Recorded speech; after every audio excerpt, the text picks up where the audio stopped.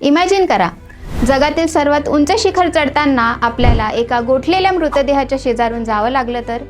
हा मृतदेह जगभरात ग्रीन बूट्स म्हणून ओळखला जातो. पण तो आजही तिथेच का आहे? कारण एव्हरेस्टच्या 8000 मीटरवरील भागाला डेथ झोन म्हटले जाते. तिथे ऑक्सिजन लेवल खूप कमी असतो. अशा परिस्थितीत मृतदेह खाली आणणं म्हणजे स्वतःचा जीव धोक्यात घालणं. कारण गोठलेल्या बॉडीचं वजन त्याच्या शरीराच्या दुप्पट होऊन जातं.